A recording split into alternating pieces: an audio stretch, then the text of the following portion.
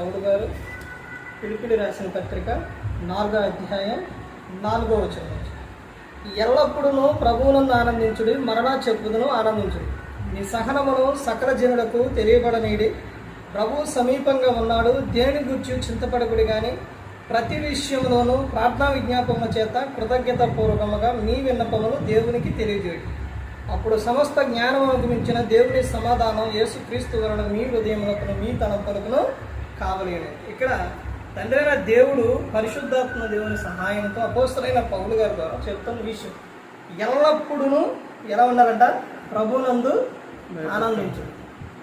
మరలా చెప్పుతును, ప్రభువునందు ఆనందించుడి. మీ సహనమును సకల జనులకు తెలియబడలేదు. ఎటువంటి విషయాల్లో కూడా, ఏ విషయంలో కానీ మనం సహనం కలిగి ఉండాలి. సహనం కలిగి ఉన్నప్పుడు సకల జనులకు అది తెలిసినప్పుడు వాళ్ళు ఎలా నమ్ముతారంటే, ఊరికి ఏంది వీళ్ళు దేవుళ్ళు ఉన్నప్పుడు ఇన్ని వచ్చినా ఏదొచ్చినా ఏంటి ఎంత సహనం ఎంత ఇదిగా ఉన్నారు. అది ఏమని చెప్తారంటే, ప్రభు సమీపంగా ఉన్నారు.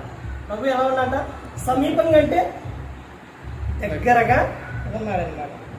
దేని గురించి చింతపడకూడదు కానీ ప్రతి విషయంలోనూ ప్రార్థన విజ్ఞాపనల చేత కృతజ్ఞతాపూర్వకం మీ విన్నపములు దేవునికి తెలియజేయాలి. మన విన్నపములు ఏం చేయాలండి? దేవునికి తెలియజేయాలి. అప్పుడు సమస్త జ్ఞానం ఉంచిన దేవుని సమాధానం యేసుక్రీస్తు వలన మీ హృదయములకు మీ తలంపులకు కావలేడు. మనం దేవునికి చెప్పుకున్నప్పుడు యేసుక్రీస్తు ప్రభువారు మన తలంపులకు హృదయములకు ఆయన కావలిగా ఉంటారు. తర్వాత 19లో చెబుతున్నారు, 19వ వచనంలో 4:19, కాగా దేవుడు తన ఐశ్వర్యం చొప్పున క్రీస్తు యేసునందు మహిమలో మీ ప్రతి అవసరం కూడా ఏం చేస్తారు?